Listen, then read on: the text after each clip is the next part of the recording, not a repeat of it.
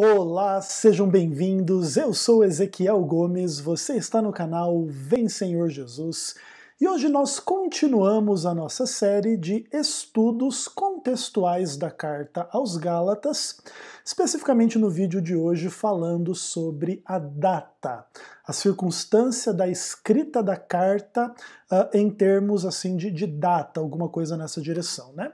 No primeiro vídeo dessa série, a gente falou um pouco sobre o público-alvo da carta, se seriam as igrejas ao sul da Galácia ou ao norte, usando o material aqui do Murphy O'Connor, né? Paulo Biografia Crítica.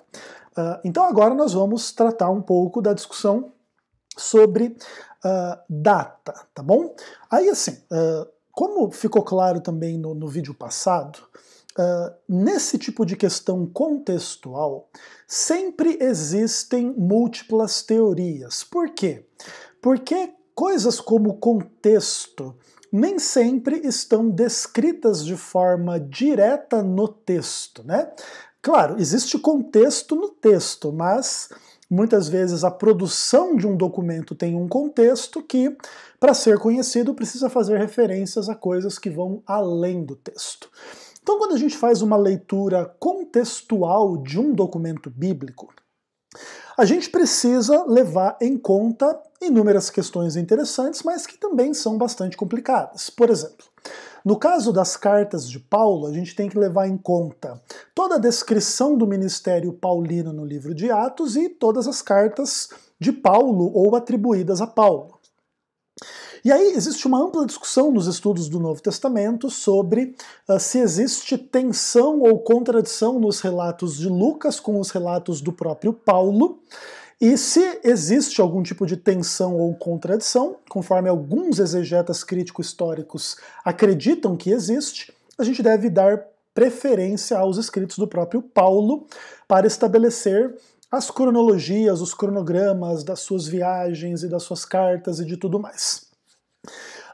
Eu sou adventista do sétimo dia, eu e a minha denominação não mantemos uma exegese ou hermenêutica histórico-crítica, então a gente sempre alerta contra alguns possíveis perigos dessa abordagem, mas é interessante a gente conhecer um pouco dessa discussão para vocês perceberem, inclusive, o quão complicadas podem se tornar as discussões em torno, por exemplo, de quando um documento bíblico foi escrito.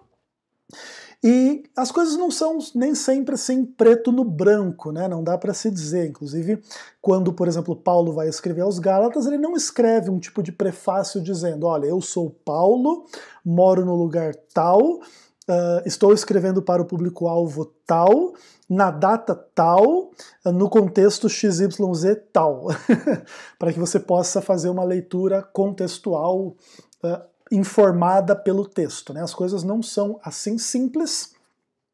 Então, no vídeo passado a gente discutiu um pouco a teoria se os Gálatas aos quais Paulo escreve são as igrejas do sul ou o povo mais ao norte. E agora a gente vai discutir algumas coisas, por exemplo, se Gálatas foi escrito antes ou depois do Concílio de Jerusalém, se foi escrito em Éfeso ou na Macedônia, são basicamente as principais discordâncias aqui. Beleza? Então vamos lá ver o que o Murphy O'Connor tem para nos dizer a partir da página 189 do livro Paulo Biografia Crítica.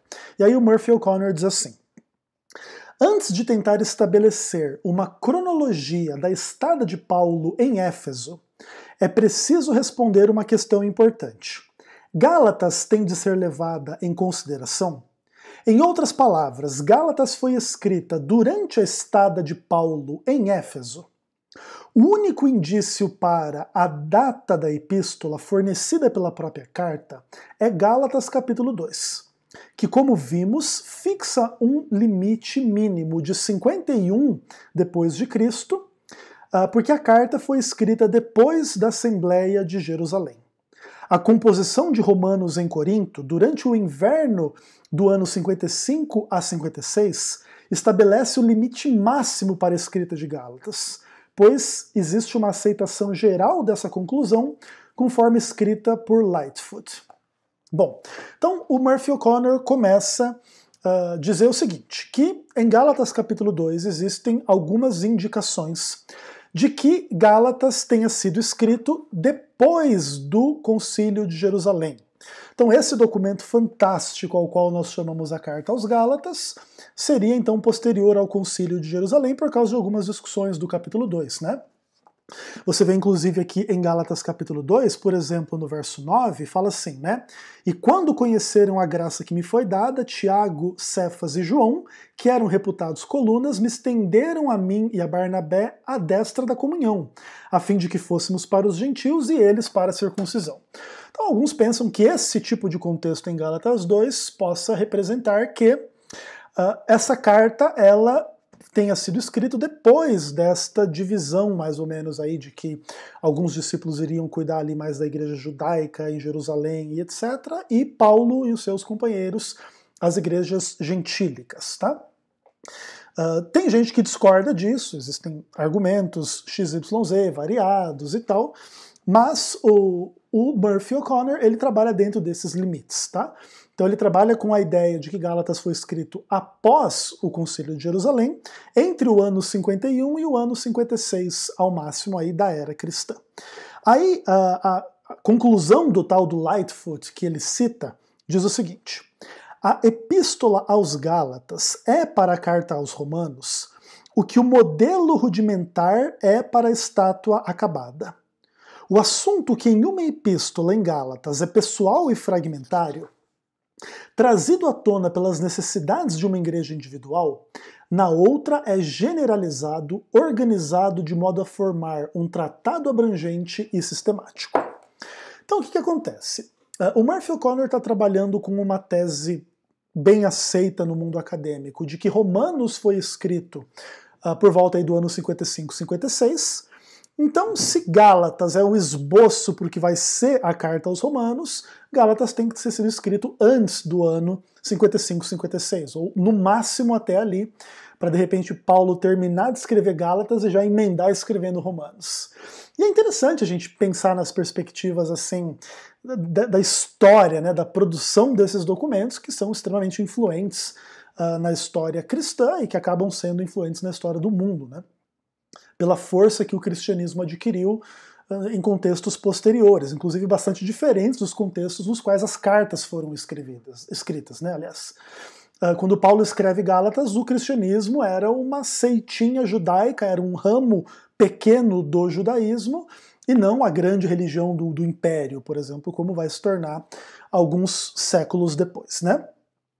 Isso é tudo muito interessante. Aí o nosso amigo Murphy O'Connor continua dizendo assim: o sucesso da sua tentativa para estabelecer a prioridade de Gálatas com respeito a Romanos levou Lightfoot a usar o mesmo tipo de estudo terminológico e temático, comparando Gálatas e depois 1ª e 2ª Coríntios, a fim de datar a epístola. Então o que acontece? O Lightfoot, então, um estudioso, ele comparou Gálatas com Romanos e disse, olha, se Romanos foi escrito mais ou menos pelo ano 55, 56 e Gálatas é um tipo de protótipo, então Gálatas tem que ter sido escrito antes. Mas ele não comparou só Gálatas com Romanos, ele comparou também Gálatas com as correspondências aos Coríntios, né? 1ª e 2ª aos Coríntios. Aí o Murphy O'Connor diz, entretanto, seu tratamento mais conciso é mais impressionista do que convincente. Então ele diz que o Lightfoot ele faz um tratamento conciso da discussão sobre a relação entre o período histórico em que Gálatas foi escrito e que as cartas aos Coríntios foram escritas, que é um tratamento que impressiona, mas não convence. Olha aqui que forma interessante de colocar as discussões, né? Aí ele diz assim, entretanto, essa falta foi remediada por Borse, que é um outro estudioso, que com uma aplicação exaustiva da mesma metodologia, aprimorou as conclusões de Lightfoot, datando Gálatas entre 2 Coríntios 1:9 e 2 Coríntios 10:13. Então, o que acontece? Muitos estudiosos dizem que, por exemplo, as correspondências de Paulo com os coríntios foram mais complexas do que a nossa Bíblia descreve em função de inúmeras questões, tá? Então se diz que Paulo escreveu aí umas 5 cartas aos Coríntios, algumas delas se perderam e outras foram compiladas para se tornar 1ª e 2ª aos Coríntios. Inclusive, aquela que é conhecida como a 2ª carta aos Coríntios seria 2 cartas separadas. Do capítulo 1 ao capítulo 9 seria uma carta, e depois do capítulo 10 ao capítulo 13 seria uma outra carta que posteriormente, através de algum tipo de editor, se juntou e se formou uma carta só, que hoje é conhecida como a 2ª carta aos Coríntios, tá? Então, esse tipo de teoria é muito presente nos estudos paulinos.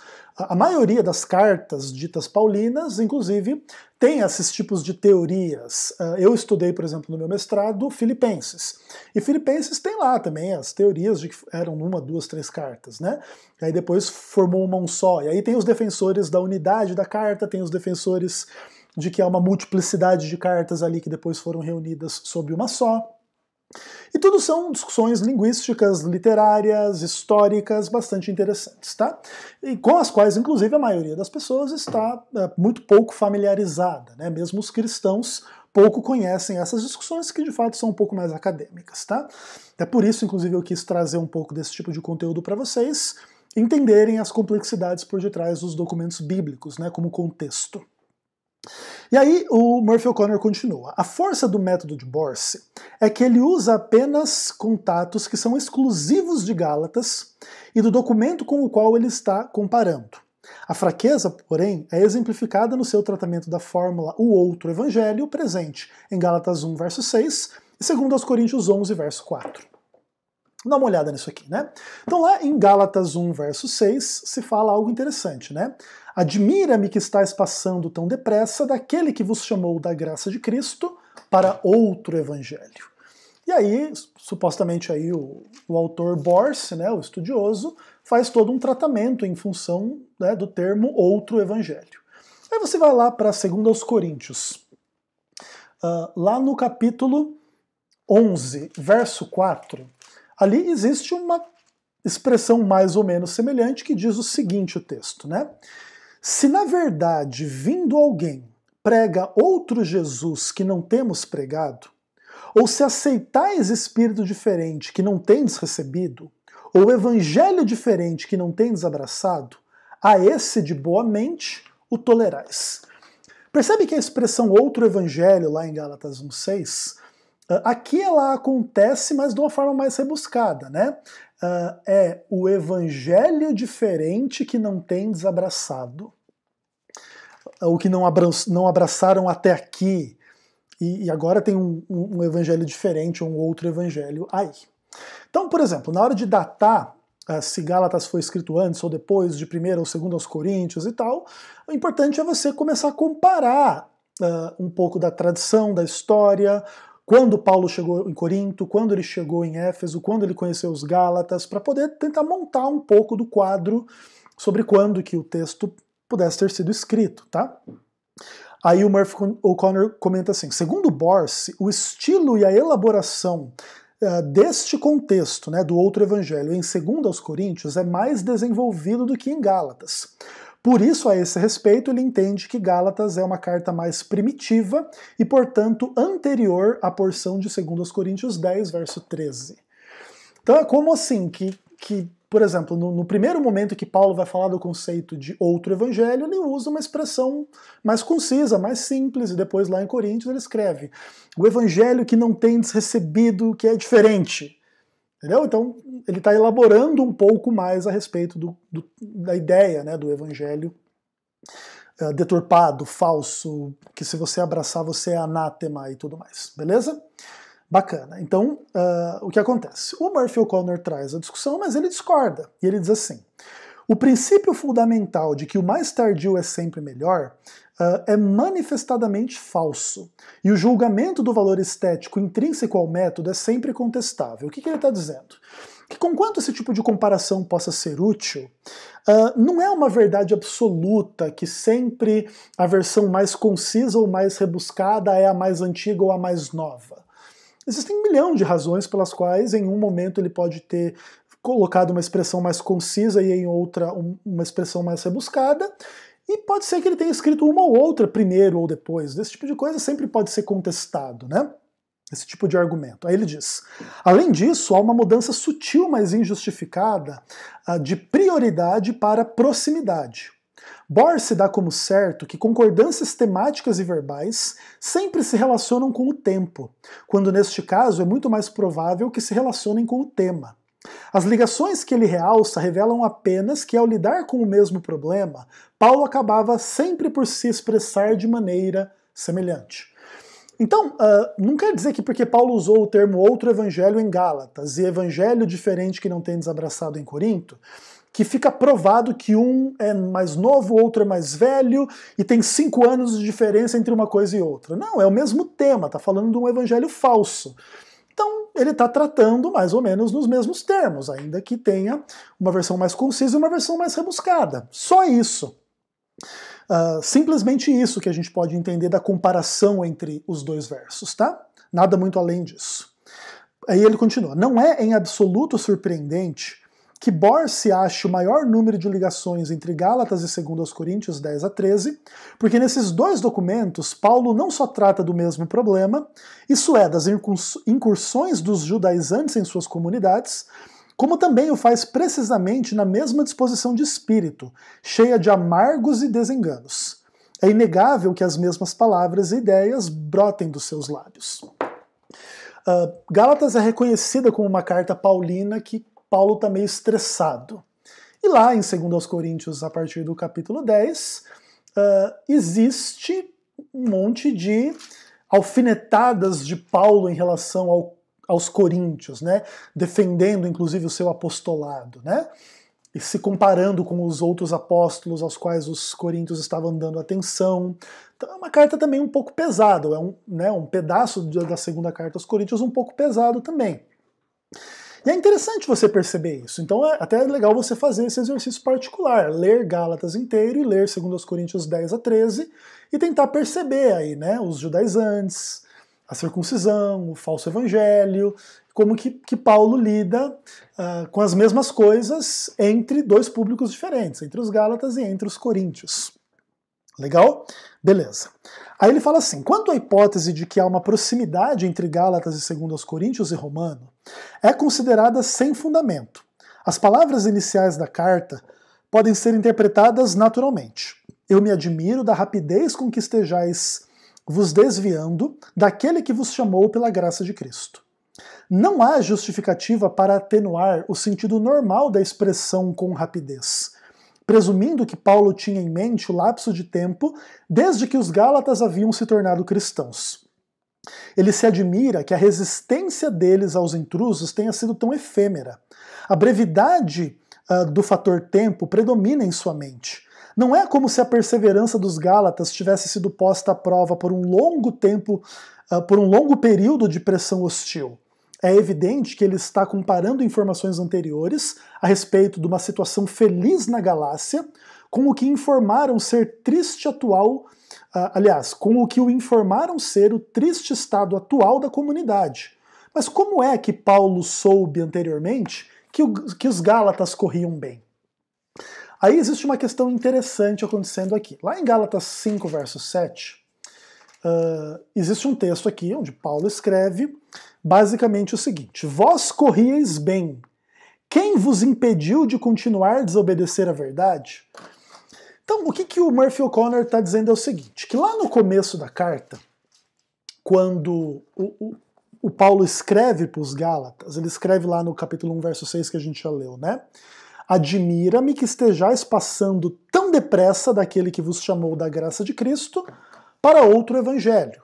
Depois, no fim da carta, ele vai dizer, vocês corriam bem, e quem está impedindo vocês de continuar obedecendo à verdade? Então, o que o nosso amigo Murphy O'Connor está dizendo aqui, basicamente é o seguinte: as pessoas que querem fazer estudos contextuais relacionando Gálatas, Coríntios e Romanos, de uma forma a tentar explicar as dinâmicas e temáticas parecidas com o elemento de tempo, precisam entender que vai ser necessário levar em conta esse tipo de afirmação temporal Porque não é coisa do tipo assim, Paulo está escrevendo uma carta aos Gálatas, depois escreve uma grande carta aos Romanos, depois aos Coríntios, e nesse período, na relação entre essas diversas cartas, o que ele escreve para Gálatas, depois de um bom tempo depois, é que ele vai se expressar dessa forma, que eles estão largando rápido do Evangelho, mas não era tão rápido assim. Há teorias diversas sobre as relações temporais entre esse tipo de coisa.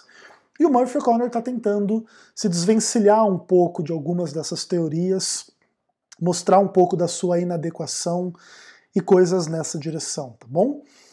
Então, o que acontece? A ideia de que Paulo sabia que as coisas iam bem e agora não estão bem, demonstra que Paulo, por exemplo, ele fundou a igreja na Galácia e foi para outro lugar. E rapidamente começaram a ser atacados por judaizantes e ele já começou a receber a informação de que a igreja que estava bem agora não está tão bem, agora está com dúvida, agora está se afastando em nome do falso evangelho pregado pelos judaizantes aqui no caso. Entendeu? Então aqui tudo se estabelece a ideia de que há uma comunicação mais intensa e mais rápida, né? No meio das relações entre essas pessoas aqui, no contexto da criação da carta aos Gálatas. É interessante pensar com tudo isso. E aí o Murphy O'Connor continua. A fim de manter a datação macedônia que atribui a Gálatas, Borse tenta argumentar que 1 Coríntios 16, verso 1, significa que no fim da estada em Éfeso, Paulo ainda tinha uma boa opinião a respeito dos Gálatas. Então lá, vamos dar uma olhadinha lá. O texto que ele recomenda, 1 Coríntios 16, verso 1. A gente sai de 2 Coríntios, e lá em 1 Coríntios 16, verso 1, diz assim: quanto à coleta para os santos, fazei também como ordenei às igrejas da Galácia. Então aqui Paulo não fala mal dos Gálatas, em tese ainda estava tudo bem. Então o que o Murphy O'Connor está dizendo, basicamente é que quando Paulo está escrevendo aos Coríntios, ele ainda não está com uma visão negativa dos Gálatas. Então, nesse caso, primeiro Paulo teria escrito Gálatas, e aí depois estava lá escrevendo um monte de carta aos Coríntios, e ainda estava tudo bem, e só depois de bastante tempo ele ficou sabendo que estava dando alguma treta lá. Essa é a opinião de Borse, para dizer, inclusive, que a carta aos Gálatas não foi escrita quando Paulo estava em Éfeso, que é a teoria do Murphy O'Connor, mas estava na Macedônia, algum tempo depois. Tá bom? Então essas são as tretas mais ou menos aí ao redor da discussão. Aí ele continua dizendo assim: poderíamos concordar com isso se Paulo louvasse a generosidade dos Gálatas e os mostrasse como exemplos. Mas de fato, tudo o que ele diz é que ele já dera aos Gálatas a mesma orientação administrativa a respeito da coleta em favor dos pobres. Os pobres de Jerusalém, né? E agora ele está dando essa mesma dica aos coríntios, ó. Cuidem dos pobres, façam uma oferta e etc. Beleza. De qualquer modo, se os Gálatas tivessem concordado com o pedido de Paulo, ele estaria bastante seguro de que seriam mais sensíveis ainda a seus novos guias, os judaizantes, que viam a igreja de Jerusalém muito mais favoravelmente do que Paulo havia. O Murphy O'Connor trabalha de fato que existe uma tensão entre a comunidade dos discípulos e o evangelho mais judaico de Pedro, de Tiago, de João, e o evangelho mais gentil de Paulo e os seus companheiros. Então ele diz o seguinte, que o Paulo ele deu instruções para a igreja dos Gálatas reunirem uma coleta a favor dos pobres em Jerusalém, e agora os judaizantes meio que chegam como representantes da igreja de Jerusalém. Então, provavelmente, essa é uma das questões que pode ter dado, num primeiro momento, autoridade aos judaizantes no meio dos Gálatas. E talvez por isso eles estavam dando ouvidos àquelas pessoas. Né? Porque a relação com a igreja de Jerusalém ou em Jerusalém criava essa curiosidade entre os Gálatas, esse respeito. É como assim, você ouviu falar a vida inteira da igreja tal, de repente tem um membro da igreja tal lá com você. E de repente esse cara é um herege, e aí? Questões muito interessantes surgem desse tipo de ideia, né? E aí o Murphy O'Connor continua. Na verdade, não há nenhuma alternativa à única hipótese real, a saber, que Paulo soube da situação das igrejas gálatas quando passou pela região e anunciou a coleta em benefício de Jerusalém, quando ele estava a caminho de Éfeso.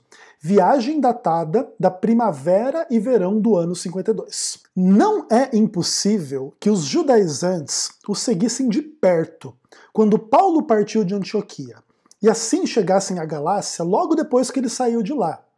Se supuséssemos também que o impacto exercido por eles foi imediato, e logo que possível Paulo foi avisado. Gálatas, portanto, poderia ter sido enviada antes que a neve fechasse as terras altas, no outono do ano 52.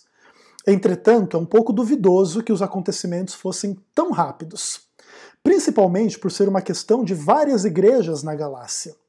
E é mais razoável supor que os judaizantes passaram o inverno na Galácia e que Paulo só recebeu notícias dos estragos que eles fizeram depois que a neve derreteu e as estradas foram novamente abertas ao tráfego.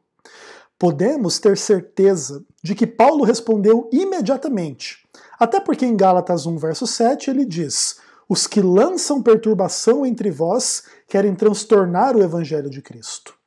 Isso indica que os encrenqueiros ainda deviam estar atuantes enquanto ele escrevia essas palavras, mas eles não foram completamente bem-sucedidos. Assim, Gálatas deve datar mais ou menos da primavera do ano 53. Naturalmente, você está pegando aqui, através das informações desse vídeo, um contexto, né, pequeno de 1 milhão de discussões que o Murphy O'Connor já fez previamente no seu livro.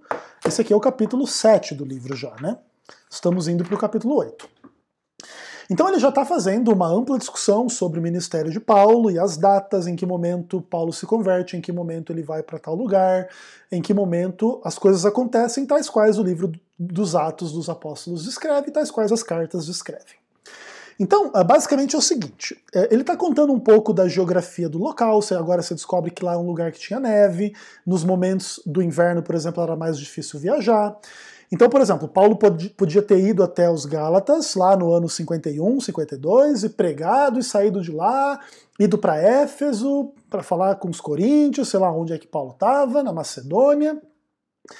E durante um período de alguns meses, ficou os judaizantes lá pregando heresia para os Gálatas, e depois de alguns meses o Paulo recebeu a notícia, e ele escreve essa carta irada para arrebentar os hereges e para defender a igreja e para alimentar a igreja e para esclarecer as dúvidas que surgiram nesses contextos como um todo, no período aí, por exemplo, de 1 ou 2 anos, tudo isso acontecendo, né, do ano 51 até o ano 53. Então, dentro da visão do Murphy O'Connor, Gálatas foi escrita no ano 53. Essa é uma posição de um historiador, uma pessoa que trabalha no método histórico crítico. Alguns cristãos trabalham com datas um pouco diferentes, até anteriores ao Concílio de Jerusalém, da data entre 48 e 51 da era cristã. E a gente não precisa ter uma definição absoluta da verdade absoluta quando que aconteceu. A gente pode, inclusive, trabalhar de uma forma mais geral, né? Entre o ano 45 e o ano 55, Gálatas foi escrito. Isso basicamente vai acabar até fechando num consenso. Todos os estudiosos profundos desse tipo de coisa vão acabar concordando que mais ou menos é isso mesmo, tá? Naturalmente, se você quiser uma precisão maior, daí você vai ter que entrar nas discussões maiores. O Murphy O'Connor, ele gosta de uma discussão mais específica. Por isso ele data Gálatas da primavera do ano 53. E eu trago esse conteúdo para você, não é exatamente para você nem ficar com dúvida que data é ou que data não é, mas para você perceber um pouco das complexidades históricas, linguísticas e teológicas que surgem quando a gente vai discutir o contexto de um documento bíblico. Inclusive é por causa disso que muitas pessoas têm dificuldade com uma leitura contextual um pouco mais bem informada dos documentos da Bíblia e tem a tendência de simplesmente ir para a Bíblia, para o texto bíblico, tirar texto do contexto para provar ou comprovar doutrinas prediletas e refutar hereges e coisas assim. E pouco estudo mais acadêmico e mais profundo é feito. Por isso, inclusive, existe uma certa tensão na comunidade cristã entre as pessoas mais acadêmicas, mais bem informadas, e as pessoas que utilizam os documentos bíblicos de uma forma um pouco mais porca, ou no mínimo um pouco mais assim simplista, né? Então é importante vocês começarem a atentar para esse tipo de discussão para entenderem que no universo do estudo da Bíblia as coisas não são matemáticas, conquanto elas possam adquirir contornos mais ou menos exatos a depender do tipo de dedicação que você impõe a determinados tipos de estudo. Naturalmente vão permanecer alternativas concorrentes. O Murphy O'Connor vai dizer que é primavera de 52 e vai ter o maluco que vai dizer que é verão de 51, ou outono de 48, a escrita da carta aos Gálatas, e tudo bem. E a gente tem que lidar com as diferentes hipóteses e aprender a pesá-las e a medi-las da melhor forma possível, tá? Então basicamente é isso por hoje, e a gente volta num próximo vídeo contextualizando um pouco melhor a carta aos Gálatas. Um abraço.